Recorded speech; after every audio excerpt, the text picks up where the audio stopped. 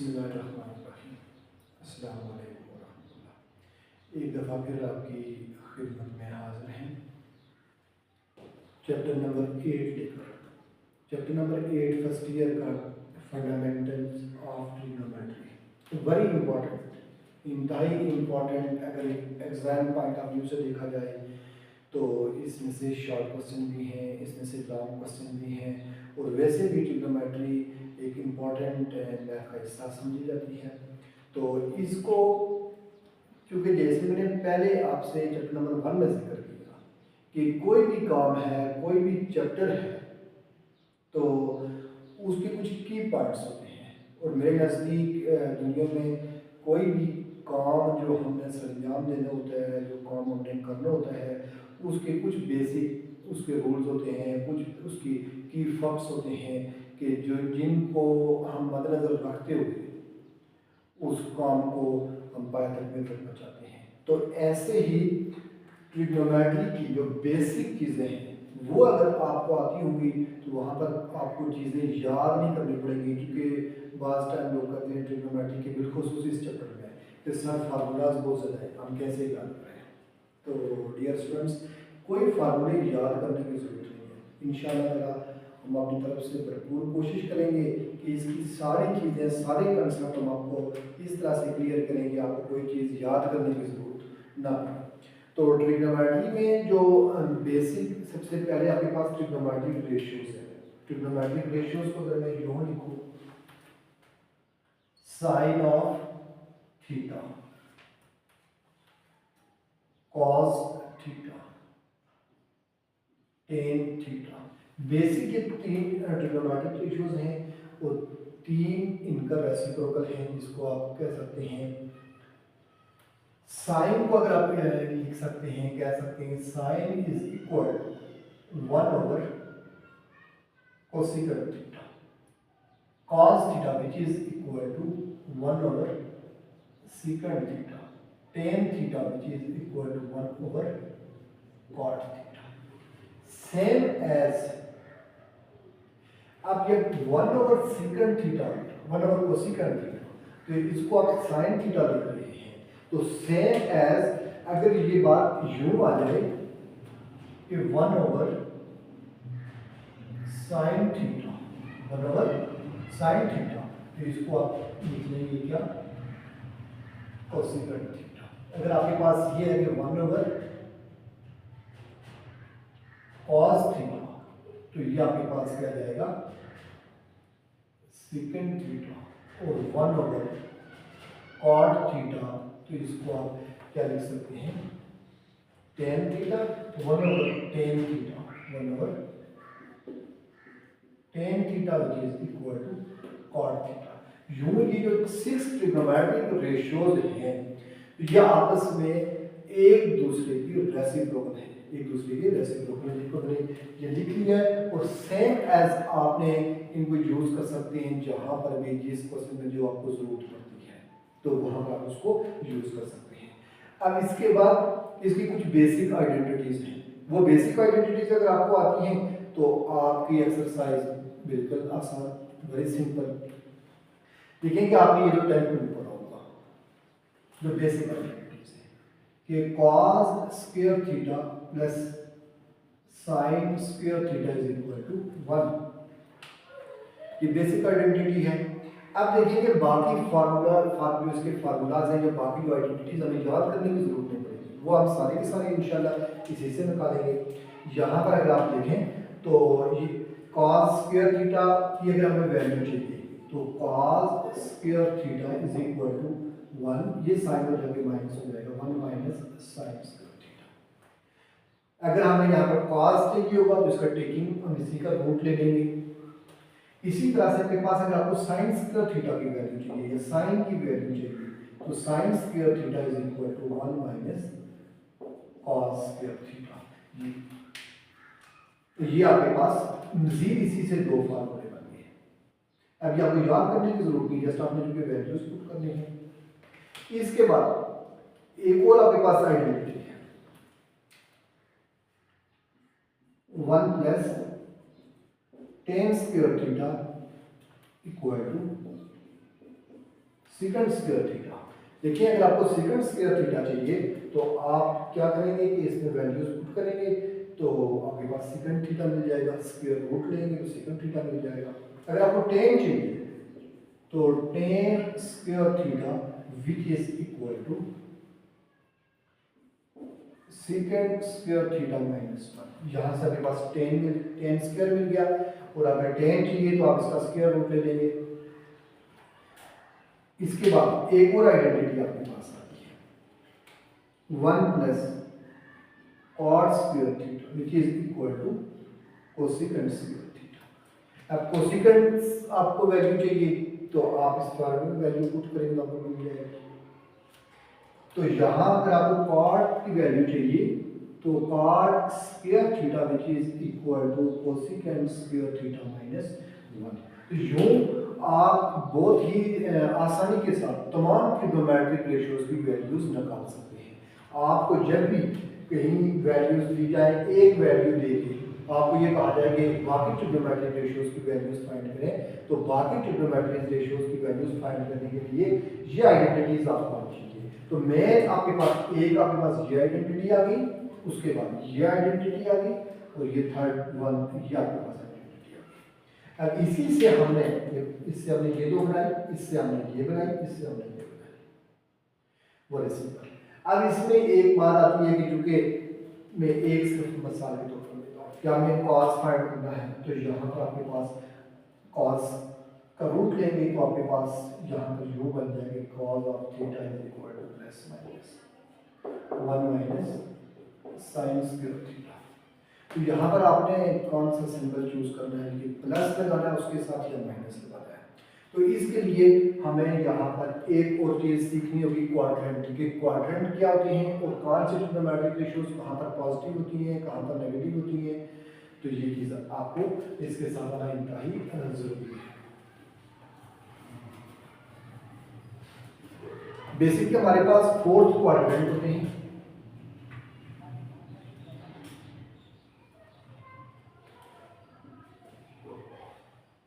ये हमारे पास x axis है, ये वाई एक्सिस है, ये एक्स प्राइम है और ये वाई प्राइम है।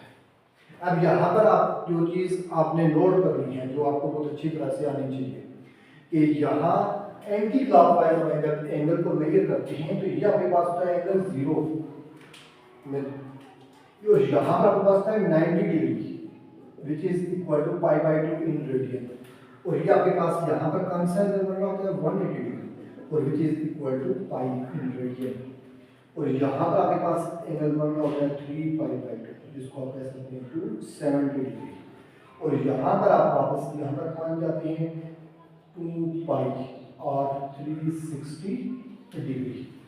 तो जो आपका फर्स्ट क्वाड्रेंट होता है तो 0 से लेकर 90 डिग्री तक आपके पास फर्स्ट क्वाड्रेंट होता है, 90 से 180 तक आपके पास सेकंड क्वाड्रेंट होता है, 180 से थर्ड क्वाड्रेंट होता है, और इसी तरह से आपके पास 270 से 360 तक आपके पास फोर्थ क्वाड्रेंट होता है। अब यहाँ कौन सी ट्रिग्नोमेट्रिक रेशियोज कहाँ पर पॉजिटिव हैं, कहाँ पर नेगेटिव हैं, इस चीज को देखने के लिए वेरी सिंपल एक टूल है कि आप इसको यूं याद रखें AST&C। तो इसको आप यूं याद रख सकते हैं कि ऐड शुगर टू कॉफी, या आप इसी तरह से याद रख लें, और A से मिला दें कि all trigonometric ratios are positive in first quadrant. और सेकंड क्वाड्रेंट इसका मतलब क्या है कि इसमें आपके पास S से मिला साइन पॉजिटिव है, साइन थीटा आपके पास क्या है पॉजिटिव है, तो साइन का जो रेसिप्रोकल है वो क्या है कोसेकेंट थीटा, तो वो भी यहाँ पर पॉजिटिव है। थर्ड क्वाड्रेंट में टेन आपके पास पॉजिटिव है, तो आपके पास यहाँ पर टेन का उलट क्या है कॉट, वो भी पॉजिटिव है, और यहाँ पर आपके पास क्या है सी से बात कि cos थीटा के पास पॉजिटिव है, cos का जो रेसिप्रोकल है सेकंड थीटा वो भी यहाँ पर मस्ट क्या होगा पॉजिटिव होगा। अब ये आपके पास जब पॉजिटिव वैल्यूज आ गई, पॉजिटिव रेशियोज आ गई, तो सेकंड क्वाड्रेंट में साइन और कोसेकेंट क्या है पॉजिटिव है, तो इट्स मीन कि बाकी जो चारों चार रहती हैं वो यहाँ पर नेगेटिव होगी। सेम एज यहाँ पर मैंने पॉजिटिव लिखा है, तो बाकी जो जिस क्वाड्रेंट में रिमेनिंग है वो नेगेटिव होंगे यहाँ पर। तो यूँ आपका ये मसला भी हल हो गया। अब इसमें ये आपके पास यहाँ पर आपको पास टाइम जब आप उसकी कोई प्रिंसिपल वैल्यू किसी भी एंगल की प्रिंसिपल वैल्यू ले रहे होते हैं तो वहाँ आप क्वाड्रेंट में कैसे जाते हैं, एक क्वाड्रेंट से दूसरे क्वाड्रेंट में कैसे जाते हैं, तो यहाँ उसको भी मैं डिस्कस कर लूँ। तो यहाँ पर अगर आप देखें तो अगर आपने सेकंड क्वाड्रेंट में जाना है तो दो रास्ते हैं, एक आप यूं एंटी क्लॉकवाइज आ सकते हैं और एक आप यूं क्लॉकवाइज। तो यहाँ पर अगर आप इस साइड से आते हैं एंटी क्लॉकवाइज तो आपको सेकंड क्वाड्रेंट में पाने के लिए π/2 प्लस थीटा करना पड़ेगा, जो आपका बेसिक एंगल होगा।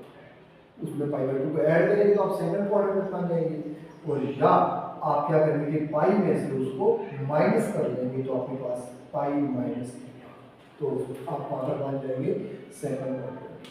सेम है आपने थर्ड क्वाड्रेंट में जाना है तो थर्ड क्वाड्रेंट में आपके पास दो ऑप्शन है, यूं आप इसको थर्ड क्वाड्रेंट बनने के लिए π प्लस थीटा करेंगे, या आप यहाँ पर क्या करेंगे 3π/2 माइनस थीटा करेंगे, फिर भी आप यहाँ पर आएंगे थर्ड क्वाड्रेंट में आ जाएंगे। अब फोर्थ क्वाड्रेंट के लिए, तो फोर्थ क्वाड्रेंट में आने के लिए आपका रास्ता ये है कि आप क्या करेंगे 3π/2 प्लस थीटा फोर्थ क्वाड्रेंट में, या आपके पास क्या है 2π में से आप इसको क्या करना है -2π माइनस थीटा, तो आप कहाँ पर पहुँच जाएंगे फोर्थ क्वाड्रेंट में। तो यूँ आपका जो क्वाड्रेंट का मसला है वो भी हल हो गया कि आप एक क्वाड्रेंट से दूसरे क्वाड्रेंट में कैसे जाना है। अब इसके बाद आपके पास बड़ी इंपॉर्टेंट अलाइड एंगल के, अलाइड एंगल में बेसिकली जो हमारा बेसिक एंगल होता है उसको हम 90 प्लस थीटा या 270 प्लस थीटा या 180 प्लस थीटा उसको लिखते हैं। तो इसको इसमें बड़ी इम्पोर्टेंट, इसमें जो खास दो बातें हैं इसमें जो आपने याद रखनी है कि आपका जो एंगल होता है जिसको आप लिखते हैं, फर्ज किया कि आपके पास एक एंगल है कि साइन ऑफ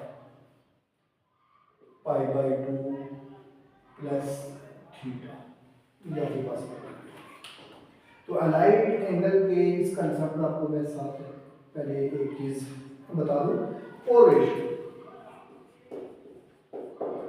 कि कोरेशियो क्या होता है।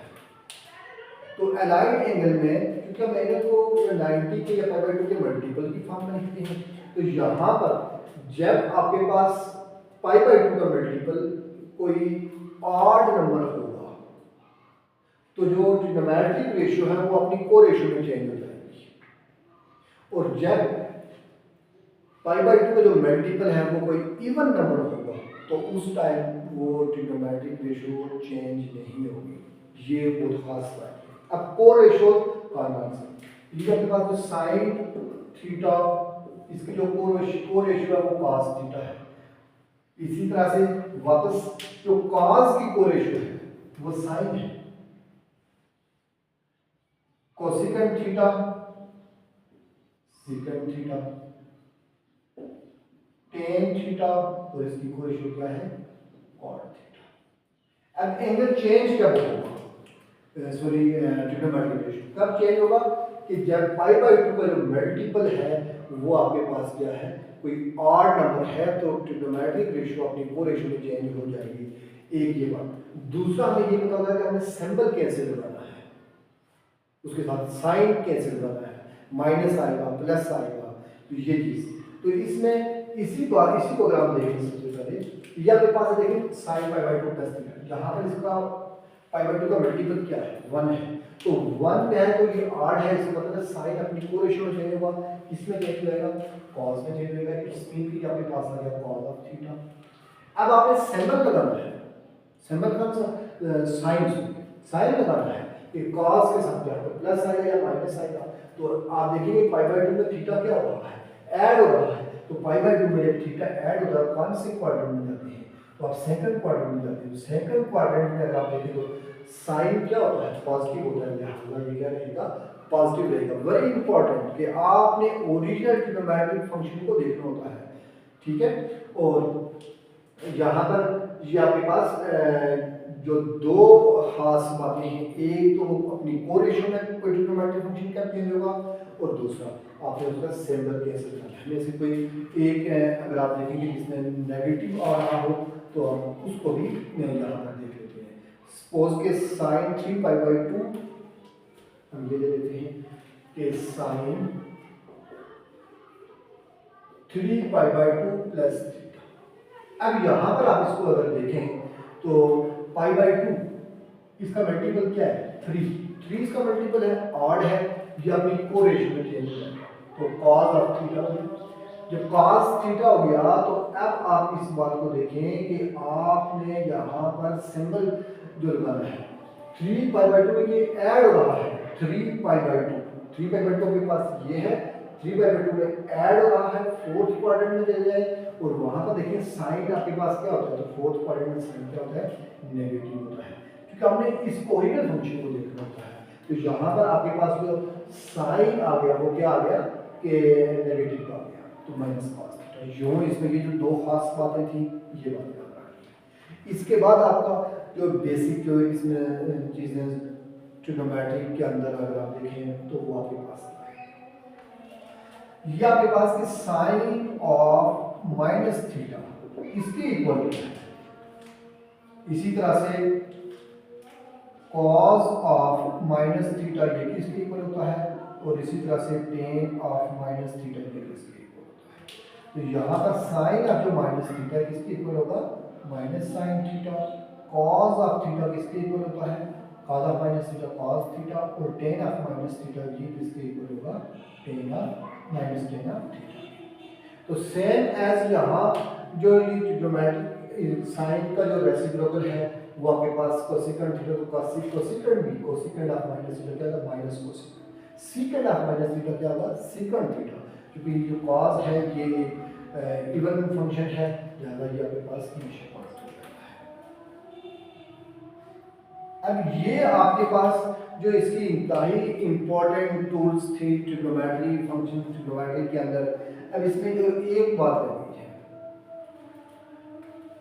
वो ये है कि बाज़ टाइम जब बच्चे क्वेश्चन करेंगे तो कहते हैं कि हमें वैल्यूज़ नहीं आती, इसकी टेबल कैसे बनाया जाए, कैलकुलेटर के ऊपर बाज़ टाइम कैलकुलेटर के ऊपर भी, क्योंकि हर एक के पास नेचुरल कैलकुलेटर नहीं होते, उसके ऊपर भी वैल्यू नहीं आती है, सारी वैल्यू याद रखना भी आसान काम नहीं है। तो फिर इसका भी हम कोई ना कोई सोल्यूशन निकालते हैं इंशाअल्लाह जी, क्योंकि मैथ ये बात सिखाता है कि every problem has a solution. ये हर मसले का कोई ना कोई आता है कि हम इसको याद तो नहीं कर सकते इतना बड़ा टेबल, तो हम उसके लिए क्या करें, तो उसके लिए ये टेबल में आपको बता देता हूँ कि टेबल आपने कैसे बनना है। ये आपने लिख लिया कि 0 1 30 45 60 और 90। यहां पर आप लिख लेंगे trigonometric ratios, sine theta cos theta tan theta.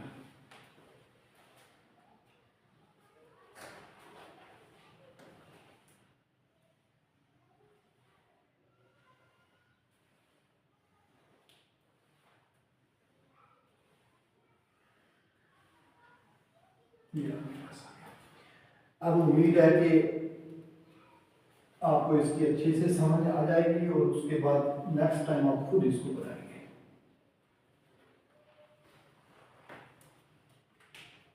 यानी कि हम लिखते हैं 0 1 2 3 4 काउंटिंग, उसके बाद हम उल्टी गिनती लिखते हैं 4 3 2 1 और 0। अब अगला काम क्या करते हैं कि इसको 4 से डिवाइड भी करते हैं और स्क्वायर रूट भी ले लेते हैं, तमाम इंटीजर्स को 4 से डिवाइड किया और स्क्वायर रूट ले लिया।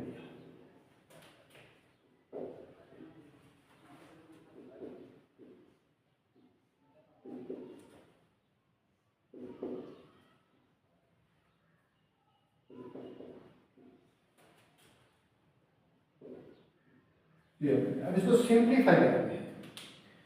सिंप्लीफाई तो करें तो 0/4 आपके पास क्या जाएगा जी, 0 और ये 0 इक्वल आ गया।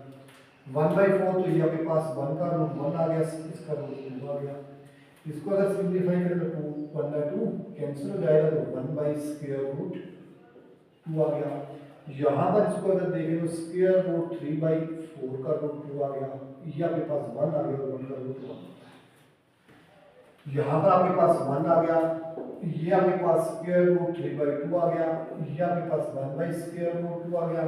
सिंप्लीफाई करना जस्ट, क्योंकि लेक्चर लेंथी हो जाता है, इसलिए ये बात छोटी बातें, छोटी कॉमन चीज़ें हैं, ये मैं उम्मीद करता हूँ कि आपको अच्छी आती होंगी, इसलिए सिंप्लीफाई 1/2 आ गया और ये 0 आ गया। अब टेन के बारे में हमें पता है कि टेन किसके इक्वल होता है, साइन ओवर कॉस के। तो 0/1 0, इसको अगर आप देखें तो मैं लिख लेता हूँ 1/2 इंटू 2/√3, 2 2 कैंसिल, 1/√3। यहाँ पर अगर देखें तो आपके पास क्या जाएगा कि 1/√2 इंटू √2/1 कैंसिल तो 1। ये आपके पास क्या जाएगा कि √3/2 इंटू 2/1, 2 कैंसिल तो सिर्फ √3 रह गया, 3 रह गया। यहाँ पर अगर आप देखें तो 1/0 इन्फिनिटी। तो ये आपका जो मसला है ये हल हो गया कि आपको जो टेबल की वैल्यूज हैं याद करने की जरूरत नहीं है। आपके पास जो रफ शीट होती है या रफ पेज होता है, आप उसके ऊपर टेबल बना लें। आपको ऑब्जेक्टिव में भी ये जरूरत पड़ सकता है और सब्जेक्टिव में भी जरूरत पड़ सकता है, और बगैर उस टाइम टेंशन लिए इधर उधर देखिए, आप बहुत ही आसानी के साथ जो है ना खुद इसको बना के तो आप अपना प्रॉब्लम सॉल्व कर सकते हैं। अब इसके बाद कुछ और वैल्यूज हैं, उनको भी हम निकालना सीख लेते हैं। ये तो अभी हमने 90 तक किया। 90 के बाद जो हम फाइंड कर सकते हैं, जैसे जो क्वाड्रेंटल एंगल्स हैं, समझ लीजिए क्वाड्रेंटल एंगल्स 180, 270, 360, आगे इनकी वैल्यूज को देखते हैं। तो बहुत ही आसान है, जैसे हमने ये बनाया तो हम ये भी निकाल लेंगे। अब यहाँ पर हम एक यूनिट सर्कल ड्रॉ करते हैं, एक्स वाई प्लेन के अंदर हम एक यूनिट सर्कल ड्रॉ करते हैं। यहाँ के पास एक्स वाई प्लेन आ गई, यहाँ पर मैं यूनिट सर्कल ड्रॉ कर लेता हूँ। ये आपने एक यूनिट सर्कल ड्रॉ कर लिया। अब यहाँ पर ये इसका ओरिजिन आ गया। यूनिट सर्कल मैंने पहले कहा है, तो यूनिट सर्कल कौन सा होता है कि जिसका रेडियस 1 होता है। रेडियस क्या होता है, 1 होता है। इट्स मीन कि जो सेंटर से लेकर सर्कमफ्रेंस तक डिस्टेंस होता है वो 1 होता है। तो ये देखें कि ये आपके पास एक्स एक्सिस की लाइन है, ये वाई एक्सिस की लाइन है। यहाँ से लेकर यहाँ पर पता है कि नेगेटिव एक्सिस है, ये आपके पास नेगेटिव वाई एक्सिस है। तो यहाँ पर अगर मैं वैल्यूज लिखूं तो क्या वैल्यूज होंगी, एक्स एक्सिस की लाइन है तो x आपके पास 1 कहाँ से आया, तो ये 1 रेडियस का आपके पास सर्कल है, और y यहाँ पर 0 होगा, क्योंकि ये यहाँ पर 0 होगा।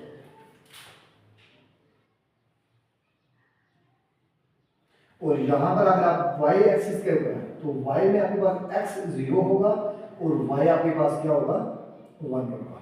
यहाँ पर अगर आप तो फिर ये नेगेटिव एक्सिस की लाइन है, -1 और 0, और यहाँ पर आपके पास अगर देखा जाए तो ये y के नेगेटिव प्लेन है, तो यहाँ पर x तो 0 होगा, y नेगेटिव होगा। यो हमने इसलिए वैल्यूज लिख ली।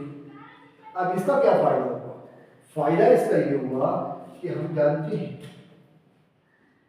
x y 2 पॉइंट्स भी हमने ये बेसिकली x और y, और x के बारे में पता है पोलर फॉर्म में तो हम जानते हैं, तो cos थीटा प्लस साइटा sin थीटा अपने चैप्टर नंबर 1 में पढ़ा, तो cos थीटा और sin थीटा अभी नेक्स्ट आप इसमें प्रूव भी करेंगे, ये चीजें मौजूद हैं।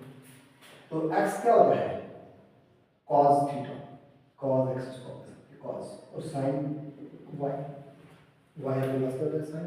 तो यहाँ पर देखें कि ये इसकी वैल्यू है, ये आपको अभी आपने थोड़ी देर पहले पढ़ा, 0 डिग्री होता है, 90 डिग्री होता है, 180 डिग्री, 270 डिग्री और 360 डिग्री। 0 की तो आप निकाल चुके हैं, 90 की भी आप ऑलरेडी निकाल चुके हैं, यहाँ पर भी अगर आप निकालें तो वो देखिए वापस वही बात है। 180 में आपके पास जो कॉस है, कॉस क्या है, सॉरी पहले साइन, तो साइन आपके पास क्या है 0,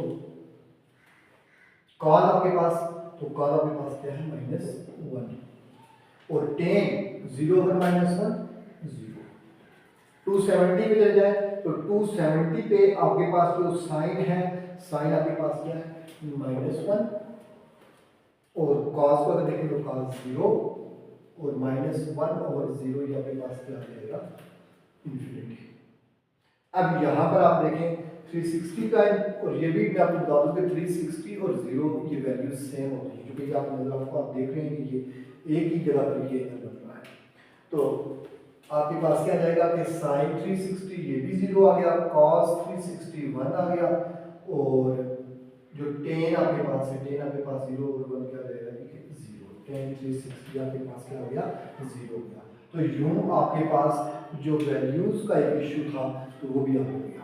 अब स्टूडेंट्स आपको अगर मैं बताऊं, देखेंगे जो चीज़ें मैंने डिस्कस की, बेसिक आइडेंटिटीज भी मैंने डिस्कस कर ली हैं, उसके क्वाड्रेंट भी डिस्कस कर लिए हैं कि कहाँ पर कौन सी ट्रिग्नोमेट्रिक रेशियोज पॉजिटिव नेगेटिव होती हैं। उसके बाद क्वाड्रेंट में आपको बता दिया है कि आप कैसे क्वाड्रेंट से दूसरे क्वाड्रेंट में जाते हैं, ये भी बता दिया है। अलाइड एंगल का भी आपको हल्का सा कंफर्म दे दिया है, उसको तफसील में नहीं गया हूँ, लेकिन आप जब उसकी प्रैक्टिस करेंगे मुख्तलिफ एंगल लेके तो आप उसको बहुत अच्छी तरह से निकाल लेंगे, क्योंकि उसमें बातें तो ही हैं। उसके बाद एक ट्रिग्नोमेट्रिक रेशियोज का मसला होता था, वो भी हमने देख लिया कि उसकी वैल्यूज हम कैसे फाइंड कर सकते हैं खुद। और इसके बाद जो sine of -theta, cos of -theta, tan of -theta, इसको भी हमने देख लिया। ये बातें जिस बंदे को आती हैं, तो ये जो 8.1 एक्सरसाइज है या 8.2 है, इसमें जो चीज़ें हैं जो इस्तेमाल होती हैं मैंने देखा है, तो चैप्टर 8 में इंशाल्लाह आपका ना ही ऑब्जेक्टिव गलत होगा, ना ही आपका कोई सब्जेक्टिव प्रॉब्लम होगा, क्योंकि जो बाकी फार्मूलाज हैं मैं उनको दूसरे लेक्चर में काउंट करूँगा, इसलिए कि ये लेक्चर काफ़ी ज़्यादा जल्दी हो जाएगा, तो आप उसमें सुनने में भी आपको परेशानी होगी, आप बोर भी हो सकते हैं। तो लिहाजा मैंने सोचा है कि उसको मैं एक नया लेक्चर रिकॉर्ड करूँ जिसमें इसके बाकी फार्मूलाज को डिस्कस करूँ। ये वाला लेक्चर और नेक्स्ट जो कमिंग लेक्चर है वो सुनने के बाद आपका चैप्टर नंबर 8 का जो मसला है वो खत्म हो जाएगा। जैसे बार बार मैं जिक्र कर रहा हूँ कि की पॉइंट्स, सिर्फ आपको ये अगर चीज़ें आती हैं तो क्वेश्चन में तो सिर्फ चीज़ें फिट करनी होती हैं, लेकिन वो आपके पास एक जब रास्ता मौजूद होता है तो आपको अपनी डेस्टिनेशन पे पहुंचने के लिए तो कोई मुश्किल नहीं होता। आपने सिर्फ ये चीज़ें वहाँ पर एडजस्ट करनी होती हैं, फार्मूलाज में पुट करनी होती हैं, तो आप इनको आसानी के साथ फाइंड आउट कर सकते हैं। तो इंशाल्लाह फिर मिलेंगे इसके ट्रिग्नोमेट्री के दूसरे लेक्चर में, कोशिश करेंगे कि सारे चैप्टर का निचोड़ निकाला जाए। तो उसके बाद मैं ये आपको इंशाल्लाह गारंटी से कहता हूँ कि अगर आप ये जो की पॉइंट्स हैं ये सही तरह से समझ के आप एग्जाम में जाएंगे, आपका जो ऑब्जेक्टिव का एक बड़ा मसला होता है वो ऑब्जेक्टिव का मसला नहीं होगा, इंशाल्लाह 100% मार्क्स स्कोर करने में आप कामयाब होंगे।